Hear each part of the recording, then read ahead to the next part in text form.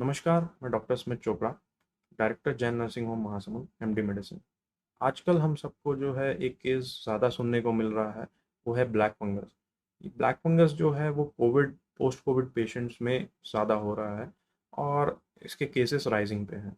ऐसे 6 केसेस हमारे यहाँ भी आ चुके हैं और उनका करंटली ट्रीटमेंट हमारे यहाँ चल रहा है।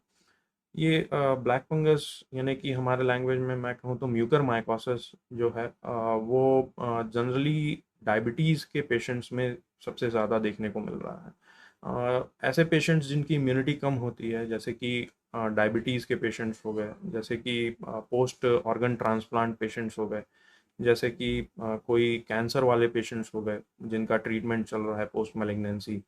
तो ये सारे मरीज में इम्यूनिटी कम होने के वजह से ब्लैक फंगस होने की संभावना बढ़ जाती है। ये ब्लैक फंगस के बचाव के लिए जो है हम लोगों को प्रयास करना चाहिए। ब्लैक फंगस होने का कारण सबसे ज़्यादा शुगर के मरीजों में देखा जा रहा है ब्लैक फंगस। तो इसमें एक बड़ा कारण होता है इनका अनकंट्रोल्ड शुगर लेवल।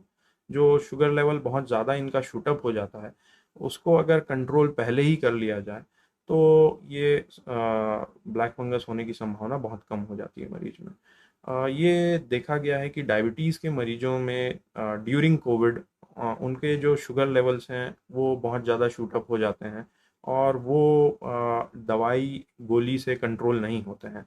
उसके लिए हमको इंसुलिन का इंजेक्शन का उपयोग करना पड़ता है, जिससे शुगर लेवल्स कंट्रोल में आ रहे हैं।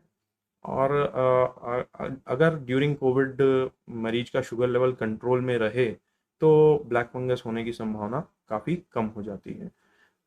बाकी जो हम लोग स्टेरॉइड्स यूज़ कर रहे हैं ड्यूरिंग कोविड, जिससे कि इम्यूनिटी पेशेंट्स की इम्यूनिटी कम हो जाती है, उसमें भी वो भी एक चांस को बढ़ा देता है ब्लैक फंगस के।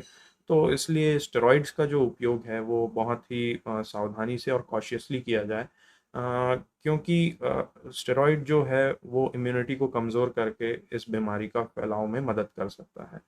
तो स्टेरॉइड एक नियमित मात्रा में और उन्हीं को दिया जाए जिनको ज़रूरत है।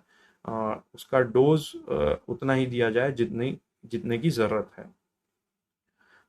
अब तीसरी ये चीज़ हो जाती है कि हम इसके बचाव के लिए हम ये कर सकते हैं कि early diagnosis and early treatment. जल्दी से जल्दी इस बीमारी का जो है जांच करवाया जाए और जल्दी से जल्दी इसका इलाज लिया जाए।